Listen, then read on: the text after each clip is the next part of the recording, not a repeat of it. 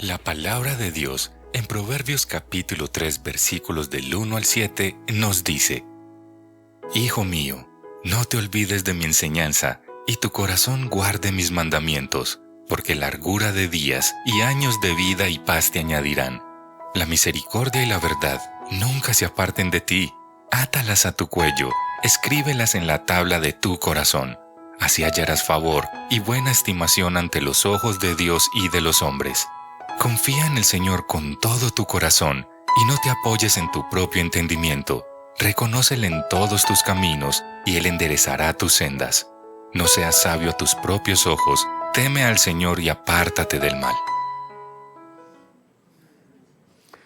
Buenos días, hermanos. Qué gusto verles esta mañana. Gracias, Noemí. Vamos a orar. Esta vez Noemí está de representante de toda la iglesia. Vamos a orar, hermanos. Señor, te damos gracias por convocarnos esta mañana. Bendito seas, Dios, que nos convocas para escuchar el sabio consejo de tu palabra. Bendícenos por medio de ella, Señor. Ayúdanos a entenderla, Señor, pero de una manera particular, ayúdanos a vivir como ella lo describe, Señor. Danos la sabiduría para poderla comprender, bendito Padre, y la porción que tienes para cada uno de nosotros de manera muy, muy especial, Señor. Esta mañana te ruego que nos hables fuerte y claro, Señor, a nuestros corazones. Y al vaso frágil que usas, Señor, una vez más, bendícelo, Señor. Le permites a Él subir aquí con bendición, permítele bajarse de esta tarima con bendición, Señor. Sujeta cada palabra de su boca y cada pensamiento de su corazón. Sujétalo por amor a tu nombre, sujétalo a Cristo Jesús. Amén. Hermanos, estamos en una serie, ¿cómo se llama la serie? La serie se llama La justicia de Dios impartida en el Evangelio, basada en la carta a los Romanos. Así es, Noemí. Nuestro pasaje de estudio hoy entonces es Romanos capítulo 2, versículos del 1 al 16, para que vayamos directamente a esa porción de la Escritura y leamos. Romanos 2, 1 al 16.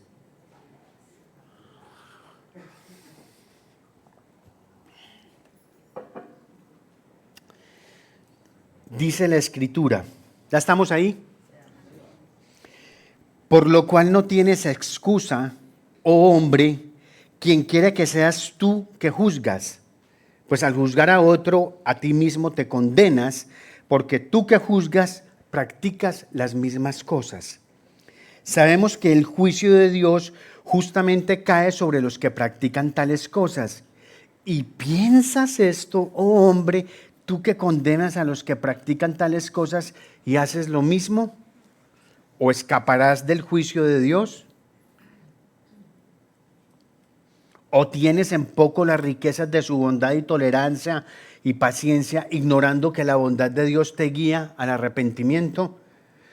Pero por causa de tu terquedad y de tu corazón no arrepentido, estás acumulando ira para ti en el día de la ira y de la revelación del justo juicio de Dios.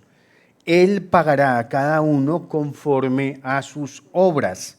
A los que por la perseverancia en hacer el bien buscan gloria, honor e inmortalidad, vida eterna. Pero los que son ambiciosos y no obedecen a la verdad, sino que obedecen a la injusticia, ira e indignación.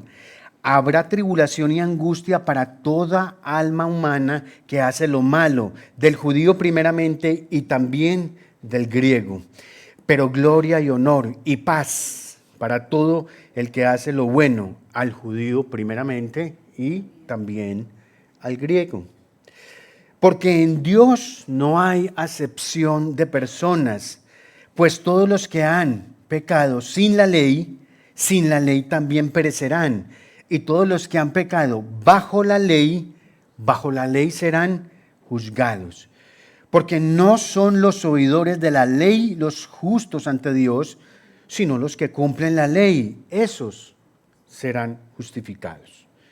Porque cuando los gentiles que no tienen la ley cumplen por instinto los dictados de la ley, ellos, no teniendo la ley, son una ley para sí mismos, porque muestran la obra de la Escritura escrita en sus corazones, su conciencia dando testimonio y sus pensamientos acusándolos unas veces y otras defendiéndolos, el día en que, según mi evangelio, Dios juzgará los secretos de los hombres mediante Cristo Jesús.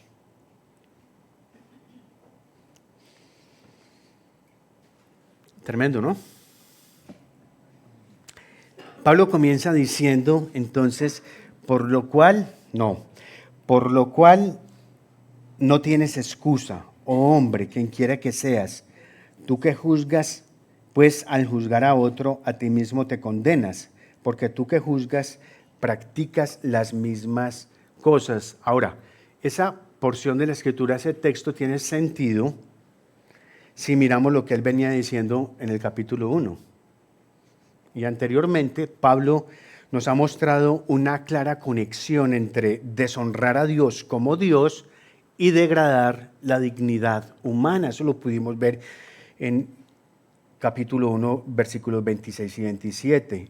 Y Pablo, adicionalmente, al conectar los pecados de inmoralidad sexual que están en esos versículos 26 y 27, los conecta con la lista de pecados de los versículos del 28 al 32, mostrándonos que todos los pecados, sin importar cuál sea, tienen su origen en el hecho de no querer honrar a Dios como a Dios, pues todos son fruto de la idolatría, porque todos hemos cambiado la gloria de Dios por la vanagloria de los hombres y todos hemos cambiado la verdad por la mentira. Unos lo dejan ver de una manera, en cambio otros de otra, pero todos hemos detenido con injusticia la verdad. Y de repente, Pablo entonces hace un giro muy sorprendente y dice en este capítulo 2, hey, tú que estás escuchando esto que estoy diciendo y te pones en posición de juzgar a todos estos, solo por juzgar te condenas, porque tú practicas las mismas cosas. Pablo sabía que esta carta iba a ser leída en voz alta ante un auditorio en el que habían gentiles y en el que habían judíos. Posiblemente el apóstol sabía que ante la descripción que había acabado de hacer en el capítulo 1, de todos esos pecados tan horribles y tan vergonzosos, él sabía que la comunidad cristiana judía probablemente iba a empezar a mirar por encima del hombro a todos esos gentiles, considerándolos perversos y reconociéndose a sí mismos en una posición de juzgar, porque en su criterio ellos hacían parte del pueblo de Dios, el pueblo que tenía el pacto con el Señor, y por esa condición probablemente ellos tenían todo el derecho de juzgar a las demás personas.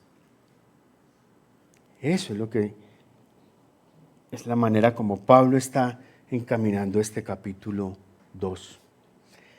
Y en este capítulo que acabamos de leer, por lo menos en estos 16 versículos, hay 3 cosas sobre las que vamos a caminar esta mañana, que están resumidas como en una frase: el fracaso de la religión debido a la terrible belleza de la ley y por tanto la necesidad del evangelio.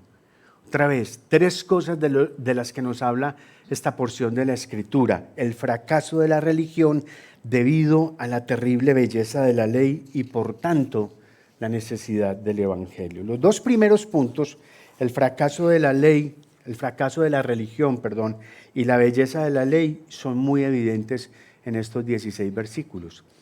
Pero el tercero, la necesidad del Evangelio, es una sustracción particular con relación al autor de la carta, pero eso lo vamos a ver en su respectivo momento. Entonces entremos en materia. Primer punto, el fracaso de la religión. Pablo está hablando en este capítulo a personas que son muy, pero muy religiosas, o por lo menos que representan la religiosidad sustentada en la moralidad.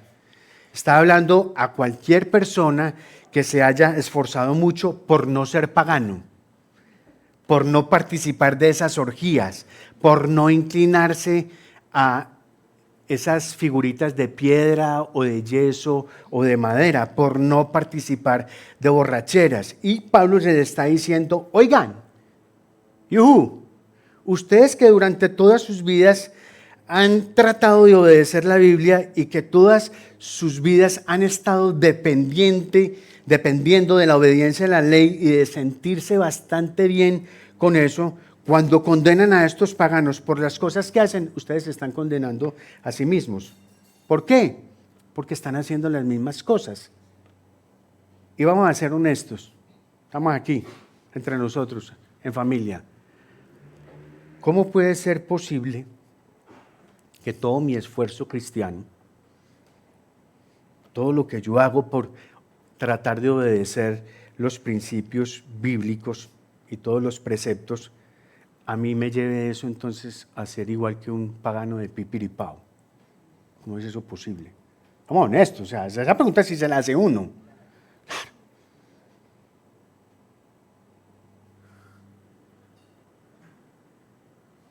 No es fácil seguir los preceptos bíblicos, no es fácil seguir lo que la Biblia demanda. Nadie sabe las luchas que yo estoy teniendo para poder mantenerme en santidad y todo este tipo de cosas, y vienen y me dicen a mí que es que yo,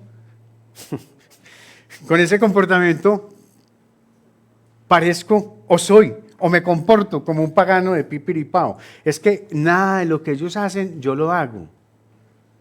Y mi vida absolutamente es contraria completamente a la de ellos, ¿sí o no? Vamos, pueden asentar. Yo sé que esto se va a poner un poquito más empinado enseguida, pero pueden hacer cualquier cosita, cualquier gesto. Ahora, si profundizamos en el texto, en realidad Pablo nos da una respuesta a esto. Vamos a los versículos 21 del capítulo 2. Ahí, un momentico. 21 y 22. ¿Ya llegaron ahí? Importante que lleguen. ¿Sí? ¿Estamos? 2, 21, 22. ¿Sí estamos? Representante, ¿qué dice el pueblo? Sí estamos. Ok. Bien. Tú pues, dice la Escritura, tú pues que enseñas a otro, ¿no te enseñas a ti mismo? Tú que predicas que no se debe robar, ¿robas? Tú que dices que no se debe cometer adulterio, ¿adulteras? Ahora, Pablo le está hablando a personas moralistas y les dice que aunque digas públicamente que no cometes adulterio, muchos de ustedes están cometiendo adulterio. Aunque digas públicamente que no robas, muchos de ustedes están robando. Y es que ese es el punto, hermanos. Esa es la tremenda y triste realidad. Y es que en cualquier iglesia, en cualquier sinagoga, en cualquier comunidad moralista, habrá hipócritas. Esa es la realidad. En cualquier iglesia, en cualquier sinagoga o en cualquier comunidad moralista habrá hipócritas. Hay personas que dicen que creen en algo. Esto es en lo que yo creo, pero en privado hacen completamente lo contrario. Hay personas así, hacen lo contrario. Y por eso es que Pablo en parte puede decirles, hey, ustedes, los que creen en la Biblia, la gente obediente a la Escritura, mirando a todos estos terribles paganos que andan por ahí tirados en la calle, arrastrados, borrachos, viniendo de orgías, en fin, ¿ustedes qué? ¿Ustedes se sienten superior a ellos? ¿Ustedes se creen mejor que ellos?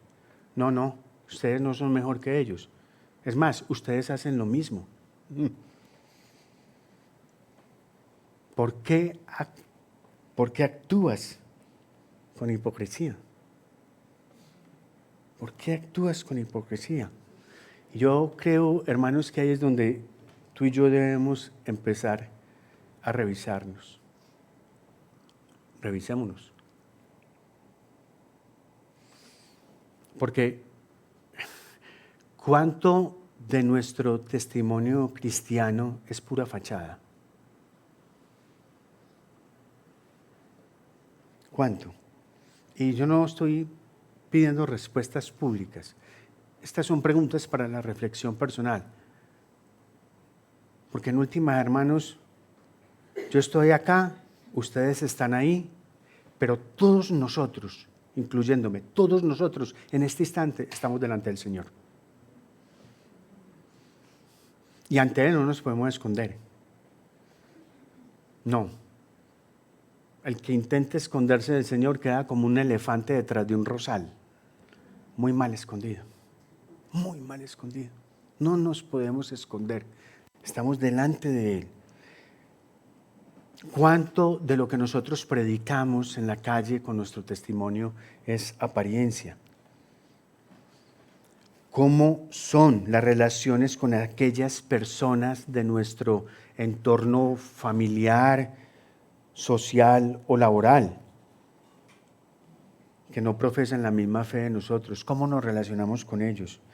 Esas personas perciben nuestro amor y compasión en el trato que les damos, o somos de los que los evitamos porque ellos son del mundo.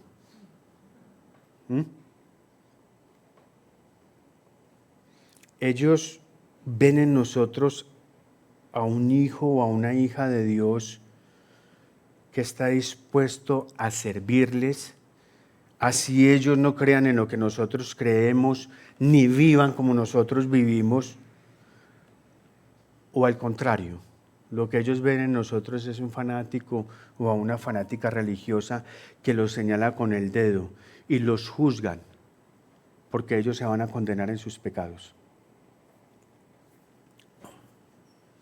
Pensemos, hermanos, un poquito en eso. Pensemos en eso. Les abrimos, hermanos, la Escritura para mostrarles que el Dios creador de los cielos y la tierra envió a su Hijo Jesucristo como provisión para que todo el que crea en Él no se pierda y tenga vida eterna. O usamos la Escritura como un fusil, disparando versículos a diestra y siniestra como si fuéramos un Rambo evangélico.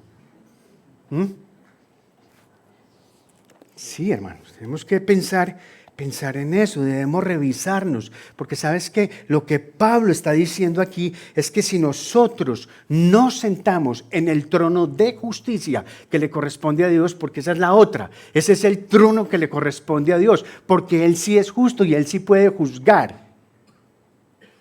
Si nosotros nos sentamos en ese trono de justicia a juzgar, nosotros nos condenamos al practicar las mismas cosas que fueron denunciadas en el capítulo 1 entre los versículos 18 al 32. Eso es lo que Pablo está diciendo aquí. Pero hay algo más que decir de este punto antes de pasar al segundo. Y tiene que ver con la unidad de la Biblia y la singularidad del Evangelio.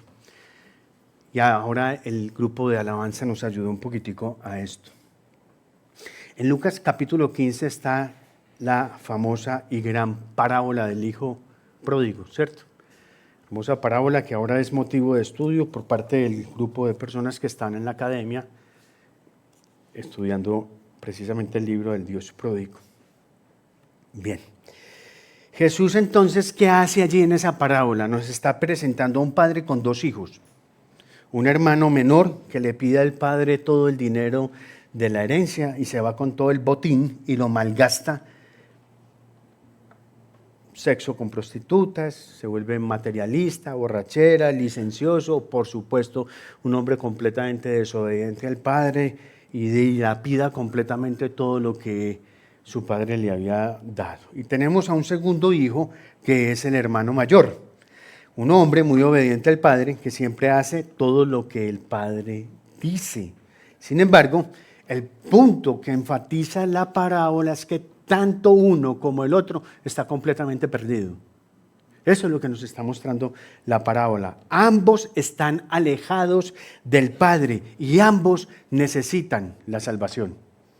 ¿Sí?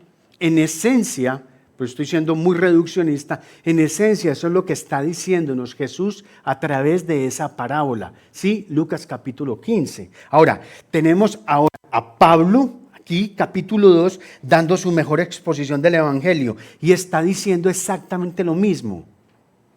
Porque en Romanos 1 está hablando de los hermanos menores. Está hablando de cómo ellos están condenados.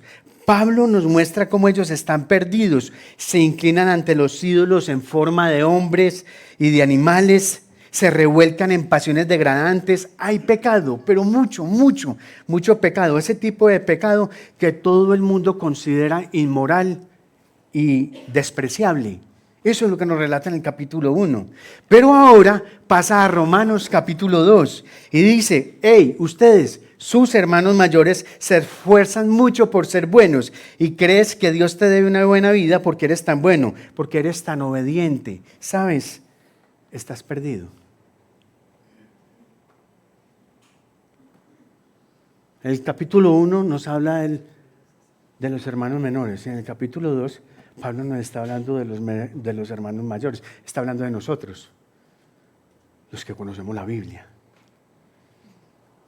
Sí. El pueblo de Dios. Eso es lo que está haciendo Pablo ahí. Si pueden ver lo asombroso de la Escritura, pueden ver la unidad. Pablo está diciendo exactamente lo mismo que dijo Jesús en la parábola.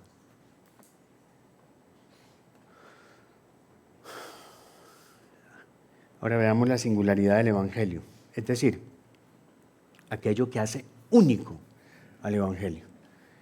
Pablo está diciendo, oigan, ustedes, mala gente, están condenados. Oigan, ustedes, buena gente, están condenados. Óiganme, ustedes, gente inmoral, perversos, están condenados. Óiganme ustedes, gente moral, buenos, moralistas, están condenados. Están condenados. Están condenados absolutamente todos. Todos están completamente perdidos. Y lo que la Biblia precisamente nos está diciendo es que todos somos pecadores. Todos estamos perdidos y ninguno de nosotros tiene el derecho de menospreciar a nadie. Todos estamos alejados de Dios. Nadie tiene derecho a pisotear a nadie ni explotar a nadie. Yo no estoy bien, tú no estás bien. Y eso es precisamente lo que hace único al Evangelio. Que unos y otros necesitan el Evangelio, que tú y yo necesitamos el Evangelio. Eso es lo que lo hace. Ahora, ¿por qué entonces se condena a la gente religiosa? Sería la otra pregunta. ¿Por qué? Y según lo que dice Pablo, se condena por la terrible belleza de la ley. Por la terrible belleza de la ley. Y ese es nuestro segundo punto, la belleza de la ley. Cuando Pablo habla del hecho de que el juicio será según la ley, nos muestra por qué nadie puede presentarse ante el juicio y salir bien librado, por muy religioso que sea. Él nos está mostrando en este pasaje tanto la condición interior de la ley, la condición interna de la ley, como la intuición de la misma ley. Y vamos a desarrollar eso con un ejemplo. Pablo le está diciendo a todo este grupo de personas, ustedes condenan a todos los gentiles y a todos los paganos porque están ahí afuera haciendo lo que hacen. Sin embargo, tú haces lo mismo. Tú que juzgas a estas personas están haciendo lo mismo. Ahora, ¿cuáles son las cosas? ¿Por qué cosas estas personas están juzgando a las otras? Y miren, los últimos versículos del capítulo 1 nos dicen cuáles son esas cosas. Leamos algunas, por ejemplo. Maldad, avaricia, envidia, asesinato, pleitos, engaño, malignidad, chismosos, calumniadores, insolentes, arrogantes, jactanciosos, sin fe, sin corazón. ¿Sí? Ese listadito está ahí. Versículos del 29 al 32. Ese es el grupito. Pero si los miras con detenimiento, mira con detenimiento estas cosas que hacen estas personas. Si miras con detenimiento,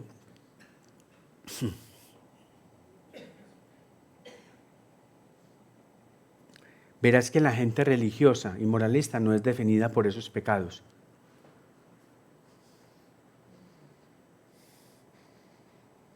Los religiosos no son definidos por esos pecados.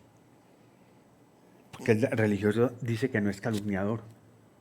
Oiga, yo nací en la fe. El religioso dice que no es arrogante, por lo menos no se considera así. Él no se considera un hombre de pleitos, a él le encanta la paz. Y la que sobrepasa todo, esa es la que más le gusta. Entonces no lo ves en pleito, no lo ves disque asesinando y todo ese tipo de cosas. La gente realmente no se siente definida por esos pecados, los moralistas. ¿Y sabes por qué? Porque siempre los moralistas o los religiosos nos estamos autojustificando. Siempre nos estamos justificando. En realidad, solo leemos como que la superficie, solo leemos sobre los comportamientos externos, que son estos que están aquí. Y cuando nos alejamos de la ley de Dios, de la real y genuina ley de Dios en la Biblia, tú puedes sentir realmente que no eres tan malo. No, yo no soy tan malo. Sí, yo sí declaro de dientes para afuera que todos cometemos pecado, pero de los dientes para adentro, de garganta para abajo, yo realmente no estoy tan mal, yo no estoy tan jodido. Esa es la verdad. Y lo que está haciendo Pablo aquí, ojo pues, hablamos de la unidad de la Escritura, y lo que está haciendo Pablo aquí y lo que hace Jesús en el Sermón del Monte es presentar la ley de Dios como lo que realmente ella es. Es un bosquejo del tipo de carácter hermoso, del tipo de corazón increíblemente hermoso que deberíamos tener y que la ley se está encargando de ello. Por eso es absolutamente erróneo, hermanos, que interpretemos la ley de la manera más autojustificativa posible. Porque, ojo, tú puedes decir, oigan, paren un segundo, yo no voy a matar a nadie. Ese es un mandamiento, eso es una ley que yo no voy a romper nunca. Bueno, pero cuando llegues al Sermón del Monte verás que Jesús hace exactamente lo que Pablo está haciendo aquí. ¿Y qué es lo que hace Jesús? Jesús en realidad lo que hace es exponer los 10 mandamientos, pero muestra el tipo de corazón y el tipo de espíritu que persiguen los mandamientos. Y déjenme ilustrar esto con un solo ejemplo. Hay varios que se sustraen de ahí, pero uno solo para que lo podamos apreciar con claridad. En Mateo capítulo 5, versículos 21 al 22, yo voy a leer en favor de ustedes. La Escritura dice, o mejor dicho, dice Jesús, porque esto lo dice directamente Él. Ustedes han oído que se dijo a los antepasados, no matarás. Y cualquiera que cometa homicidio será culpable ante la corte. ¿Sí? ¿Van conmigo? Pero yo les digo que todo aquel que esté enojado con su hermano será culpable ante la corte, y cualquiera que diga inútil a su hermano será culpable ante la Corte Suprema, y cualquiera que diga idiota será merecedor del infierno de fuego.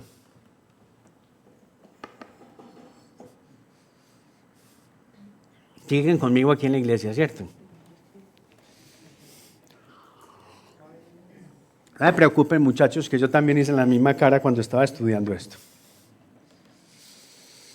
Lo que Jesús está diciendo, mis amigos y amigas, es que si miras a cualquier otro ser humano y sientes que esa persona no es importante, o que si lo consideras un don nadie, si lo miras por encima del hombro y lo desdeñas y eres totalmente indiferente a él y no le das importancia, Jesús está diciendo que tú estás rompiendo el mandamiento. Eso es lo que está diciendo Jesús.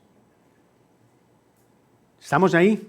Ahora, ¿cómo se conecta entonces eso con el hecho de colocarlo a la misma altura del asesinato? ¿Por qué es asesinato? Bueno, Jesús básicamente lo que está diciendo es que el asesinato es el punto final de un proceso que comenzó con tratar a una persona no como una persona, sino como una cosa, menospreciando a esa persona, usando a esa persona. Y déjenme se los ilustro con un ejemplo de esos así prácticos. Vamos a suponer que aquí hay un árbol y este árbol es el árbol del asesinato. Pensemos en eso por un instante. Ese es el árbol del asesinato. Entonces, las semillas de ese árbol serían la superioridad, la soberbia, la arrogancia, el desdén y el desprecio. Esas serían las semillas con las que ese árbol en su momento grande sería el asesinato. Jesús dice que no hay ninguna diferencia entre un asesino y tú y yo. Eso es lo que Él dice. No hay diferencia entre un asesino y tú si no le das la bienvenida a cada ser humano que llega a tu vida y lo consideras como una persona valiosa. Eso es lo que dice Jesús. Luego dice, debes ser tan amoroso que si alguien te hace daño, no puedes simplemente abstenerte de la venganza. No. Aquí, para el cristiano, no cabe, me tengo que tragar ese sapo. No, eso no funciona así. En otros escenarios, pero aquí no. No. Lo que dice él es que lo debes perdonar de corazón.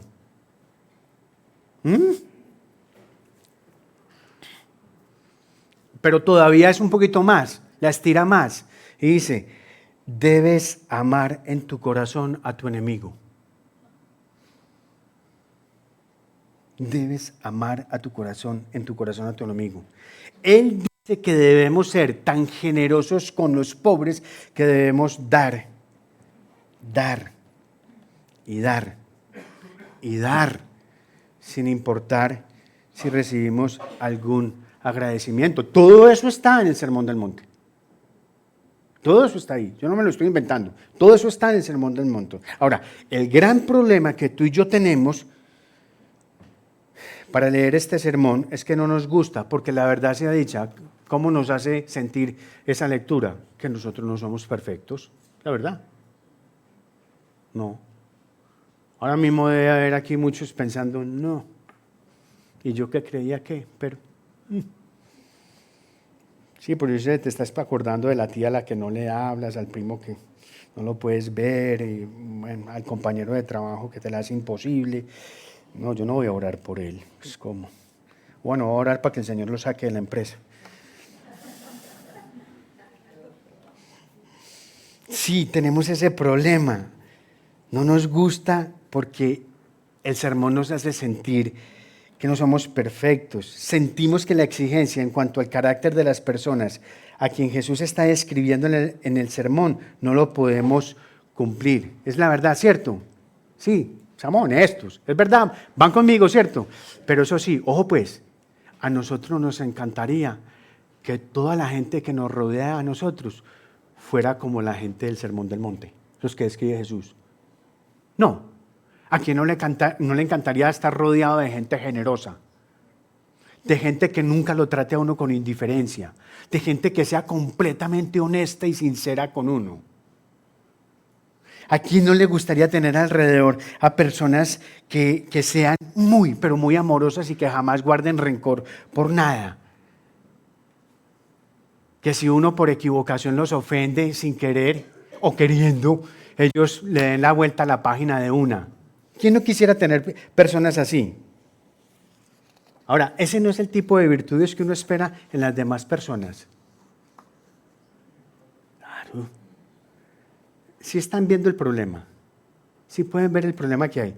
De un lado le estoy exigiendo a los demás el mismo estándar que presenta Jesús en el Sermón del Monte. Sin embargo, yo me enojo si tú a mí me exiges el mismo estándar, porque yo no puedo. Yo no puedo, pero el otro sí tiene que poder. Ahora, yo sé, pensarás que eso no es así, pero uno no es totalmente consciente de estas cosas, pero el comportamiento normalmente es así, hermanos. Y esto es a lo que precisamente Pablo se refiere en el versículo 13 cuando dice, porque no son los oidores de la ley y los justos ante Dios, sino los que cumplen la ley. Esos son los que son justificados. Porque la ley de Dios, hermanos, si aprendemos a leerla, habla de un tipo de persona, de un tipo de corazón, de una vida de absoluta belleza. Es que no se trata solamente del comportamiento externo, hermanos, sino del corazón, se trata de la motivación, se trata de la actitud. Y cuando nosotros percibimos esto y vemos cómo nosotros lo exigimos a las demás personas y nos negamos a que esas personas nos lo exijan a nosotros, ahí es donde estamos perdidos. Y eso nos condena. Por eso necesitamos el Evangelio. Por eso necesitamos el Evangelio. Y el otro punto, hermanos, está relacionado con el asunto de la intuición de la ley. Miren, en el versículo 12, están ahí, versículo 12, se habla de los que pecan sin la ley. Romanos 2:12, están hablando de los que pecan sin la ley. Y dice que sin la ley también perecerán. Y en el versículo 14 dice, los gentiles que no tienen la ley, pero la cumplen por instinto. Es decir, no teniendo la ley, son una ley para sí mismos, porque muestran la obra de la ley escrita en sus corazones. Eso es lo que dice el versículo 15 ya. Ahora, y esta es una de las grandes preguntas que a uno le hacen en la calle quienes están interesados en el Evangelio y no terminan de llegar. Dice, ¿cómo puede ser juzgado alguien con un estándar que no conoce? ¿Cierto? ¿Cómo se puede juzgar uno? Aquí tenemos abogados. Abogado, ¿cómo puede ser justo un juicio que se basa en una ley que no se conoce? ¿Cómo puede ser justo un juicio así, en una ley que no se conoce? Y lo que nos está diciendo Pablo es que la ley de Dios es innata a las personas. La ley de Dios es innata a las personas. Todas las personas conocemos los principios básicos de la conducta buena y mala. Y su base es una realidad objetiva. Es decir, cuando alguien que no sabe nada de Dios hace lo que Dios quiere porque sabe que es lo correcto, esta persona está mostrando que tiene una percepción integrada de que existe el bien y el mal.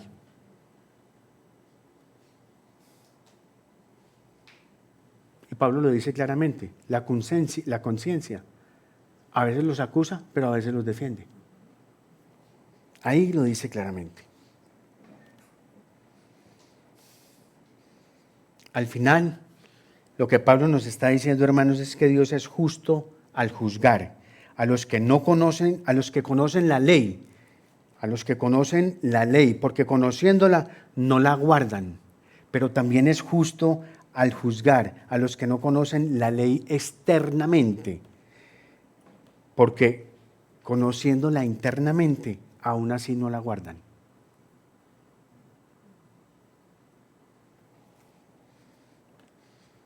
Otra vez, no hay escapatoria.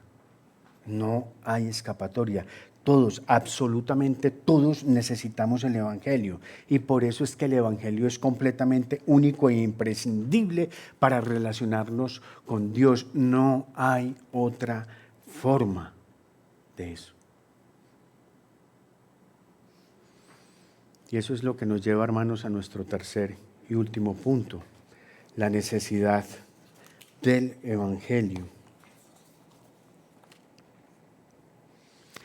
Lo que sabemos por lo que Pablo nos ha dicho hasta el momento, queridos, es que todo apunta a un juicio que será justo y, ojo, tomará en cuenta los secretos de los hombres. Miren el versículo 16. Dice, juzgará los secretos de los hombres mediante Cristo Jesús. Los secretos de los hombres. Es decir, va a juzgar cómo son sus corazones realmente. Y nadie, hermano, se va a poder esconder en la religiosidad, que es de lo que estamos hablando esta mañana. Nadie se va a poder esconder ahí. Nadie podrá decir que es injusto que el ser humano sea juzgado por la divinidad, porque ¿quién va a ser el juez?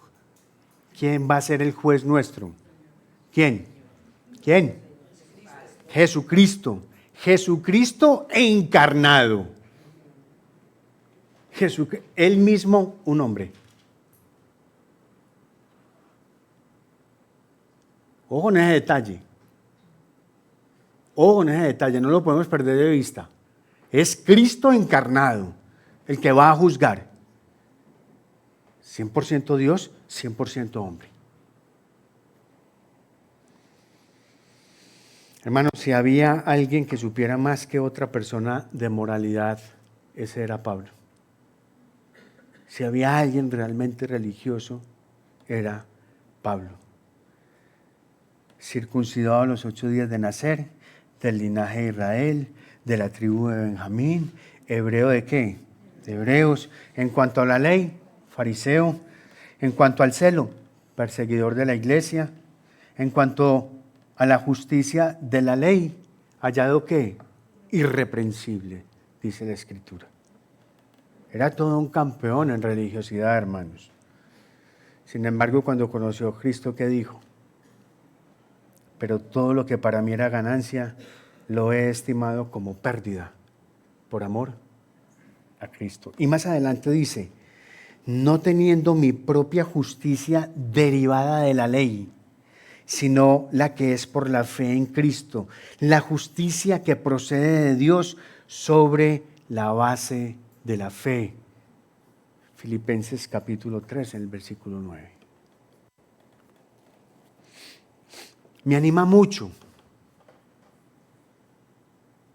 saber que Pablo era como era, y mucho más me alegra saber que Pablo cambió a lo que es, porque entonces quiere decir que nosotros tenemos esperanza, porque ninguno de nosotros es tan religioso como Pablo, aunque no las damos, pues o sea, hacemos unos méritos tremendos, intentamos, la verdad es que nos esforzamos para ser muy buenos religiosos, y es la verdad.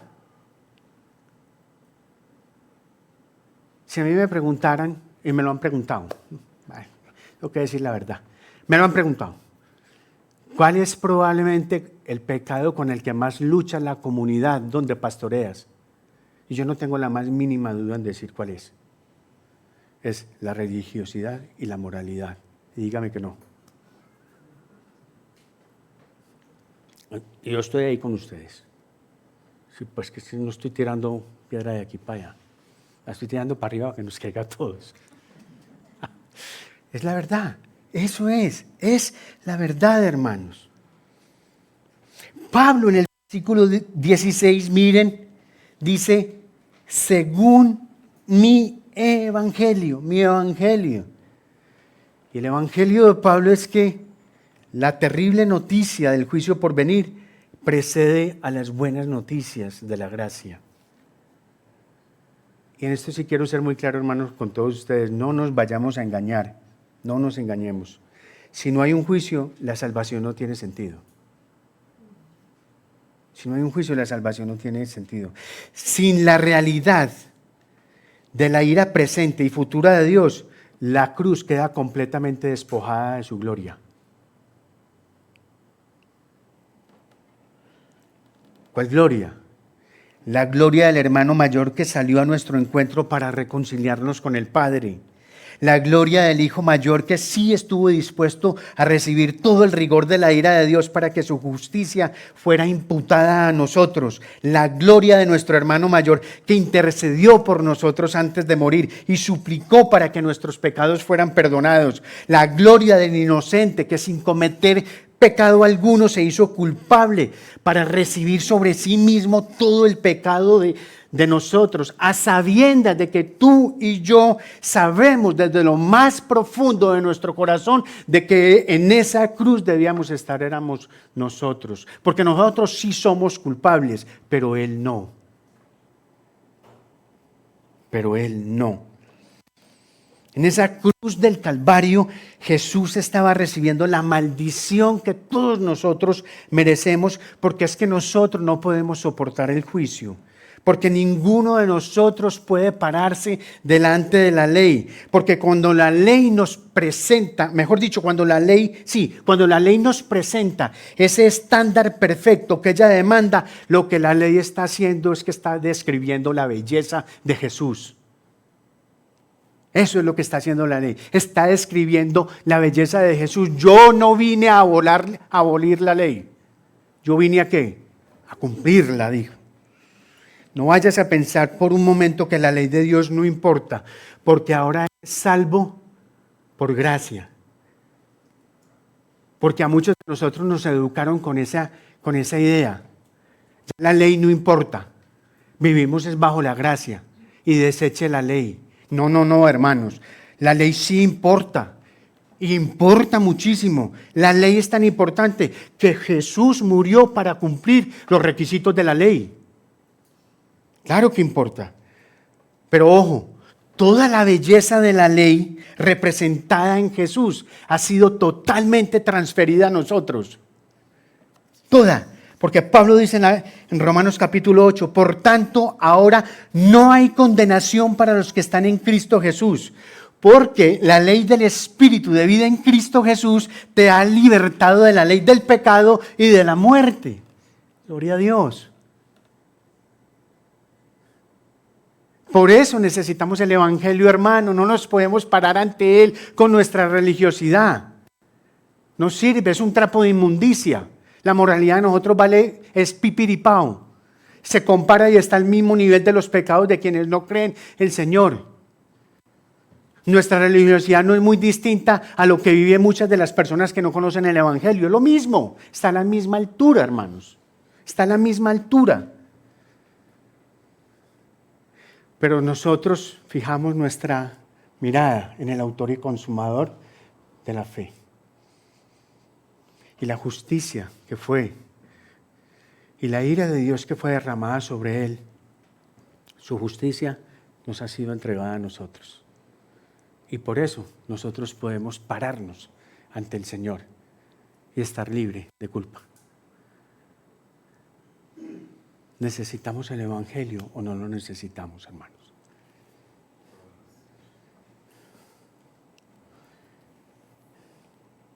Amada iglesia del Redil Laureles, mi amada y querida iglesia, nosotros, hermanos, debemos quitarnos, óiganme bien, debemos quitarnos ese ropaje de esa condenada religiosidad que nos condena y debemos traer al centro de nuestras vidas al juez que fue juzgado en nuestro lugar.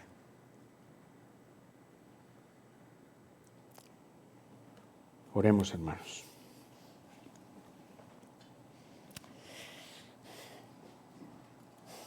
Gracias, Padre, por darnos la mala noticia sobre el día del juicio. Y la mala noticia es que nadie podrá presentarse ante el Tribunal Santo sin ser declarado culpable. Sin embargo, Señor, gracias, infinitas gracias, Dios, por las buenas noticias de que tu Hijo Jesucristo por nosotros fue cortado en la cruz, para que con el sacrificio de Él, Señor, nosotros tengamos tu perdón, para que su justicia, Señor, obre en favor nuestro y por la cual todos somos libres de toda condenación. Señor, te damos gracias por ello. Gracias, Señor. Pero sabes, quisiéramos pedirte una cosa. Sí, Señor, y la necesitamos urgentemente, Señor. ¿Podrías, Padre, ayudarnos a vivir conforme a tu Hijo Jesucristo? ¿Podrías ayudarnos, Señor? ¿Podrías, Dios, traer a nuestras vidas el gozo, el equilibrio y el poder que necesitamos para vivir con lo que creemos y con lo que sabemos de Cristo? ¿Podrías ayudarnos, Señor, con esto? Concédenos, bendito Dios, esto por amor a tu Hijo Jesucristo, a quien le has dado la potestad, a quien le has dado el imperio y la majestad por los siglos de los siglos. Amén. Te pido, Iglesia, que guardemos la reverencia de este momento. Mientras el canto, mientras la música ministra y nos ayuda a continuar en la presencia del Señor.